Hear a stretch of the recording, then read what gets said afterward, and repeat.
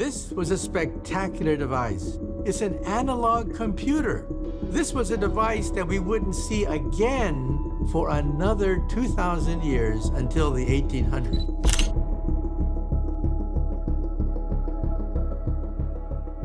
There is no doubt that our beloved planet Earth features a lot of strange artifacts that we still can't explain today. Among these artifacts is the fascinating Antikythera mechanism. This 2,000-year-old mechanism was supposedly created as an ancient analog computer capable of predicting astronomical events. The existence of this device shocked the world so much that it got the attention of Joe Rogan, who talked about it on his podcast. Now, when they found that ancient Greek computer thing, what is that called? The Antikythera mechanism. Yeah. But what exactly is the Antikythera mechanism all about, and why is it so fascinating? Stay tuned, because what you're about to discover in this video is sure to blow your mind. History of technology to a much earlier time. It is completely astonishing that the ancient Greeks... The discovery of the Antikythera mechanism. There are moments in human history when the curtain of time lifts just enough to offer a glimpse of the impossible. One such moment occurred in the spring of 1900, when a ragged crew of Greek sponge divers who had been braving the Aegean Sea stumbled upon something that would change centuries of belief about the technological capacity of the ancient world. In April of that year, off the coast of the uninhabited wasteland known as Antikythera, fate decided to intervene. The waters around Antikythera were known to be treacherous. Sharp currents, rocky seabeds, and deceptive depths made it a dangerous place to dive. But that didn't stop the sponge divers from Simi, led by Captain Dimitrios Kontos. Captain Kontos, ever the seasoned leader, was the first to understand the magnitude of what had been discovered. His intuition, honed over years of going through the unforgiving seas, told him this was no ordinary shipwreck. With a calm that was unlike the chaos of the moment, he directed his crew to bring up more pieces. Unknown to them at the time, Kontos had unwittingly steered the course of history toward one of its most curious revelations. Kontos' men, equipped with heavy brass diving helmets and canvas suits connected to surface pumps by long, ribbed air hoses, were no strangers to peril. One of them, Elias Stadiatis, descended into the blue expecting to see sponges dancing with the current on the seafloor. What he encountered instead was something straight out of myth. At a depth of roughly 147 feet, Stadiatis was confronted not by marine life, but by the eerie image of what looked like corpses, clad in armor, scattered amid shattered timbers of an ancient vessel. He came out in a panic, breathless and wide-eyed, convinced he had discovered a ship of the dead. When Kontos dove down to investigate, he saw the truth. It was a Roman-era shipwreck, lost to time, spilling its treasure and tragedy across the seafloor. That was how the world's first underwater archaeological expedition began. Over the course of 1900 and into 1901, the Greek government, with help from the Hellenic Royal Navy, mounted an ambitious recovery operation. Divers retrieved marble statues, bronze arms and armor, coin hoards, luxury glassware, and exquisite pottery, with many of them destined for the National Archaeological Museum in Athens. Among the items brought to the surface was a nondescript, barnacle-encrusted lump of bronze and wood. It was not elegant like the statues. It did not gleam or boast the proud lines of a weapon. It was, by all accounts, a mystery, as it looked green with corrosion and seemingly unremarkable. It would sit, largely unnoticed, for months. It wasn't until May 1902, a full year after its recovery, that the lump began to reveal its secrets. Valerios Stais, an archaeologist cataloging the finds, examined the artifact more closely and noticed something incredible under the corrosion. A small toothed gear embedded within the mass. Stais, recognizing that gears of this sophistication had no business existing in any artifact from the ancient world, suggested it might be some kind of astronomical device. His theory, however, was met with some doubt. After all, the common belief at the time was that detailed gear systems didn't exist until much later, with medieval clockwork or maybe a few rare Islamic inventions from the 9th century. Stais' discovery was, to most people, a curiosity at best, an unusual exception in history. But time, as it often does, has a way of proving the patient right. The device, which was eventually called the Antikythera mechanism, remained unnoticed for many years. In the mid-1900s, British scientist and science historian Derek J. DeSolla Price When Yale University's Derek J. DeSolla Price took an interest in the device. became fascinated by the object. Is something straight out of the Industrial Revolution. In 1959, he published an important article called An Ancient Greek Computer and claimed that the mechanism was much more than a simple clock. It was a complex tool that could predict eclipses and track the movement of the stars and planets. At the center of this ancient device were finely crafted bronze gears, set on a wooden frame, made with a level of skill that was hard to explain. Price's research, which relied largely on X-ray radiography, identified around 30 gears, some of which bore teeth just millimeters long, crafted with extraordinary precision. He claimed that the mechanism dated from around 150 to 100 BCE and likely originated from the island of Rhodes. Rhodes was once home to a famed school of astronomy and engineering. He even speculated that the device could have been the work of Posidonius, the Stoic philosopher and polymath.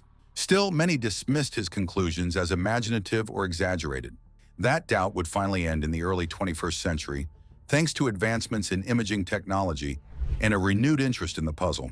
An international collaboration known as the Antikythera Mechanism Research Project, also known as AMRP, launched a comprehensive study of the fragments using state-of-the-art X-ray tomography and surface imaging techniques. The results were nothing short of astonishing. The imaging revealed not only the full internal architecture of the gears, which were now numbering at least 37, though estimates vary, but also thousands of tiny Greek inscriptions etched into the bronze plates.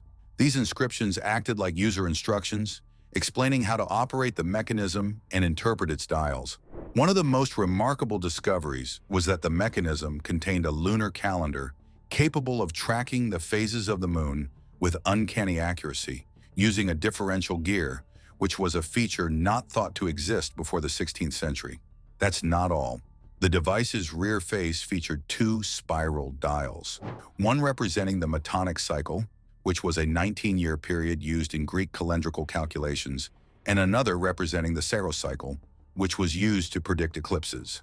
The front face likely displayed planetary positions and zodiac signs, with pointers for the sun, moon, and known planets, each moving according to precise mathematical models rooted in Babylonian astronomy and Greek geometry. One dial even marked the timing of Pan-Hellenic games, including the Olympics, which recurred every 4 years. This was not merely an ornate calendar. It was a philosophical machine designed to mirror the movements of the heavens, an embodiment of the belief that the cosmos operated according to rational, knowable laws. Its very existence demanded a reevaluation of ancient Greek capabilities in both engineering and astronomy, and it raised very huge questions. If such a device existed in 150 BCE, who built it? Why was there no mention of it in surviving texts? And why, after this brief flare of mechanical brilliance, did the technology vanish for over 1,000 years? One theory is that the knowledge was simply lost as a victim of time, war, and the fragility of cultural transmission. Another, more intriguing theory is that such devices were known only to a small elite, perhaps constructed in isolated workshops like those on Rhodes or Alexandria, and their secrets guarded jealously. When Rome fell and the libraries burned, so too did the blueprints of this mechanical marvel. Today, the surviving fragments, 82 in total, are kept in the National Archaeological Museum in Athens. They are displayed in climate-controlled cases, their coppery surfaces frozen mid-decay, their delicate gear teeth now protected by time and reverence. A full-scale, functional reconstruction of the mechanism was completed in 2006 by Michael Wright, a former curator at the Science Museum in London, proving beyond doubt that the device could do everything the inscriptions and fragments suggested. And yet, for all the answers recovered from the Antikythera wreck, the deepest mystery remains unsolved. Why did such genius disappear?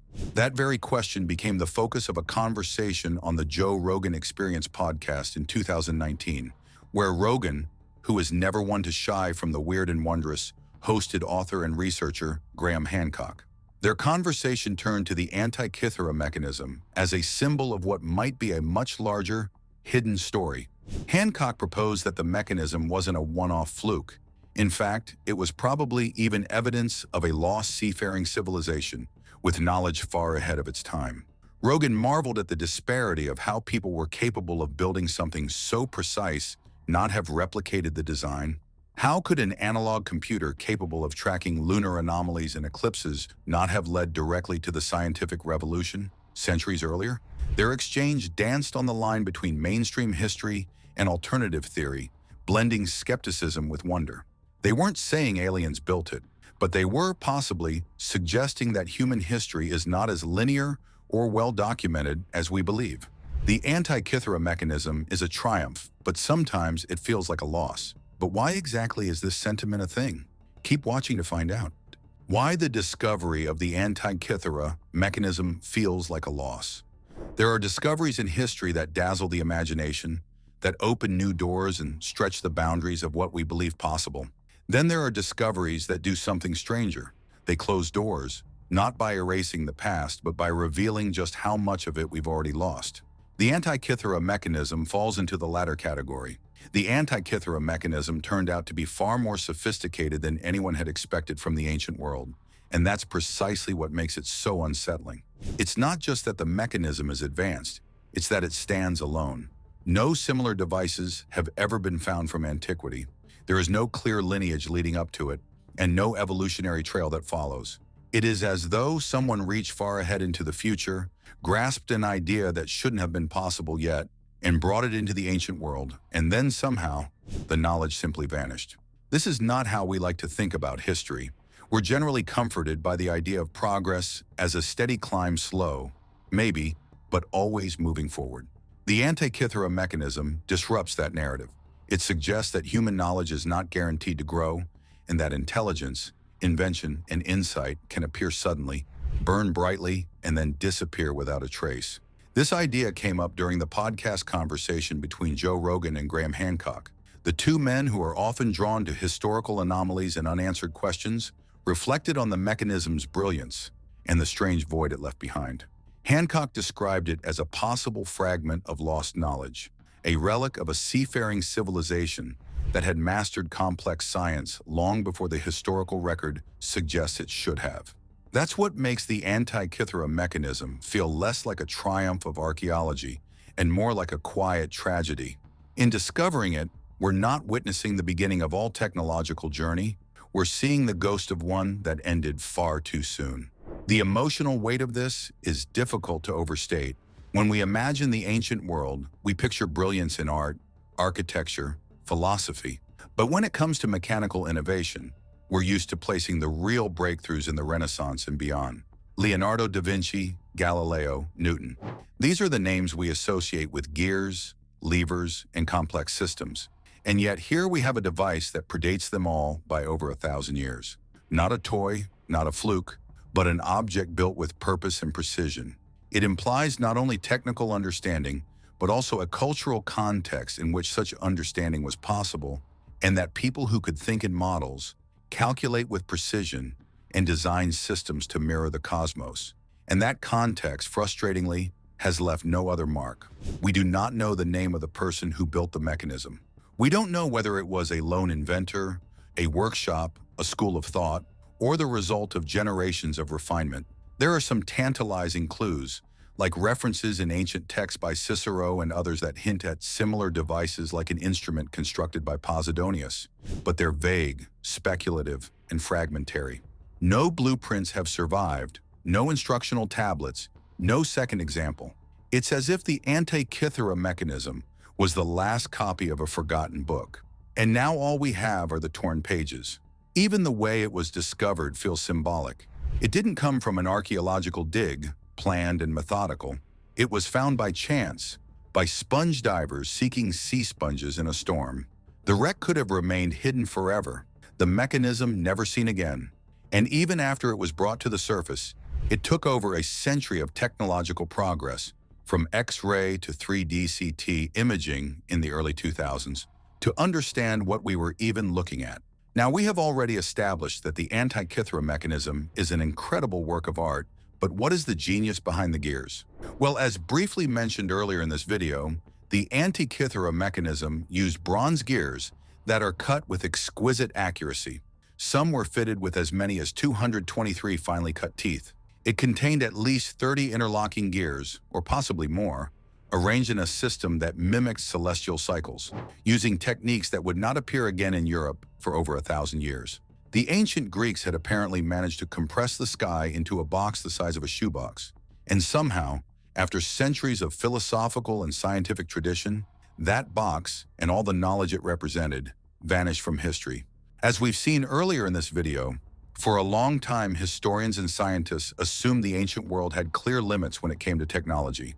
The Greeks were seen as philosophers, poets, and mathematicians. They were brilliant minds, yes, but more focused on ideas than on building things. Their knowledge was thought to be mostly abstract, not something that translated into complex machines. And then the Antikythera mechanism turned up and upended all of that. Scholars were hesitant to accept that the ancient Greeks had built a machine capable of astronomical calculations, more advanced than anything seen for the next 1,000 years. The resistance wasn't just due to skepticism, it exposed a blind spot in how history had been written. Technological achievements of the ancient world were often dismissed or overlooked in favor of intellectual and artistic accomplishments. The Antikythera mechanism didn't fit the story most historians were comfortable telling. It suggested not just isolated brilliance, but a foundation of mechanical knowledge that had gone undocumented and unpreserved. This wasn't a theoretical exercise in geometry. It was applied science in bronze and gearwork. What made the mechanism so disruptive wasn't only its existence, but what it implied, that we may have underestimated the capabilities and maybe even the ambitions of ancient engineers. It forced a reconsideration of what ancient science looked like in practice, and how much of it might have been lost not through failure, but through time, war, and neglect. A group called the Antikythera Mechanism Research Project teamed up with tech experts from companies like Hewlett-Packard and X-Tech Systems to figure out what was really going on inside the device. They used powerful X-ray scanners to look through the 82 surviving pieces, with many of them tiny and worn down, and captured thousands of images to create a digital model. That's when things started getting interesting. Hidden inside the corroded metal were fine, almost invisible lines of Greek text. These texts were not there for decorative purposes. They were actually real useful writing.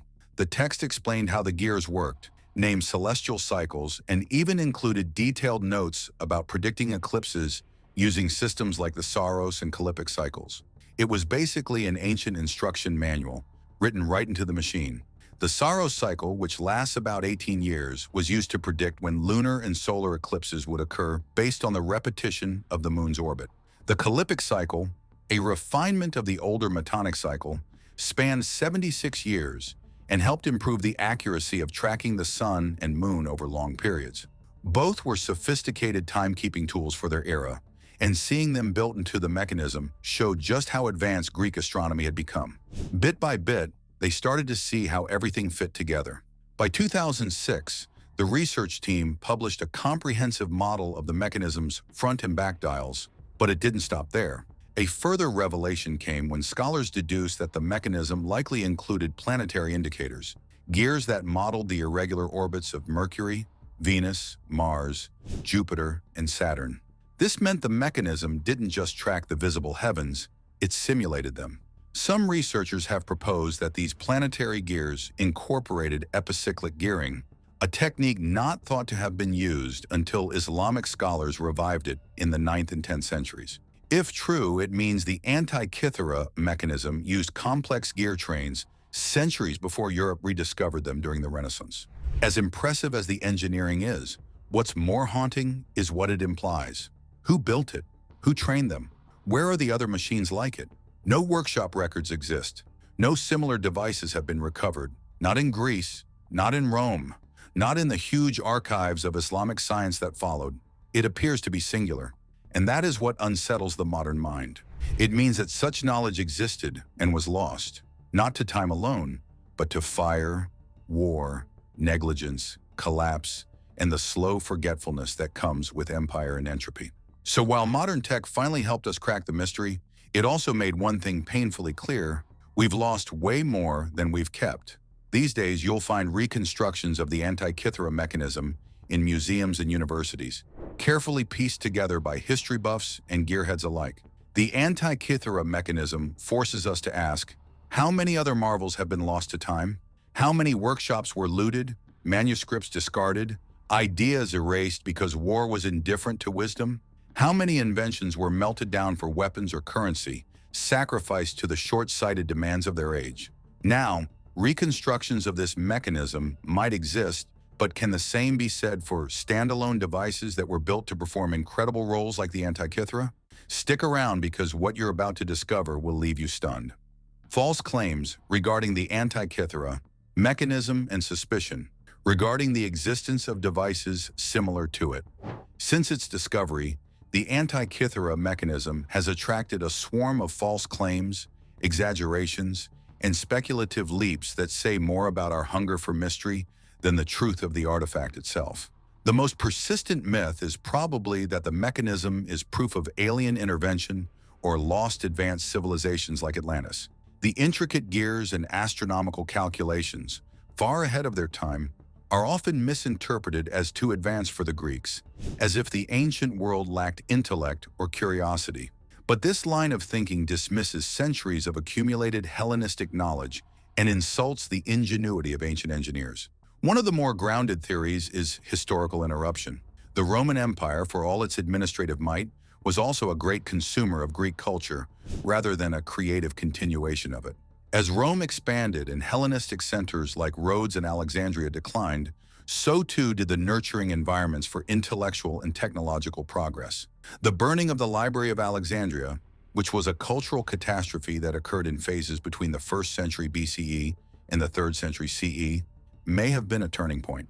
If designs for devices like the Antikythera mechanism were stored there, or if workshops producing similar instruments were linked to those intellectual centers, then their destruction could have severed the continuity of knowledge. A single war, a single fire, a single regime change can unmake centuries of progress. Another common claim is that the mechanism is an anachronism, which is evidence that history as we know it is fundamentally flawed.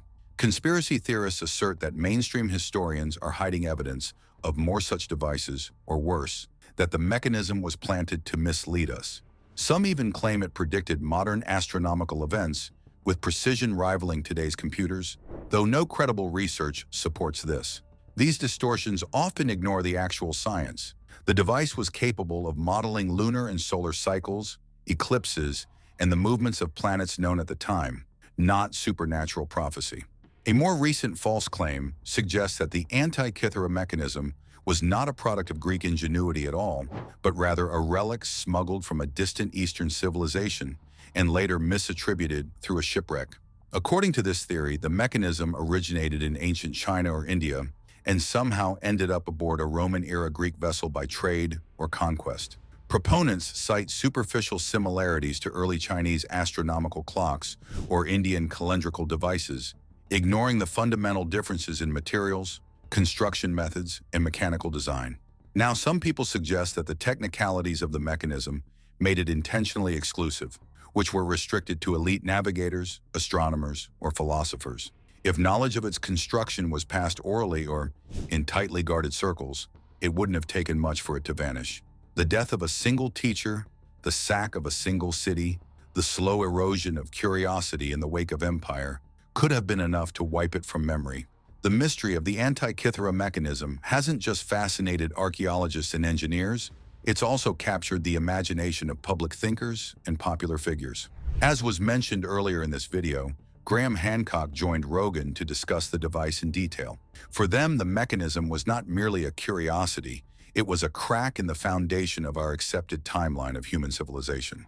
To Hancock, who has long hypothesized the existence of a lost advanced seafaring civilization predating known history, the mechanism is less an outlier and more a remnant, a surviving ember of something older, bigger, and far more complex than we've been taught to imagine.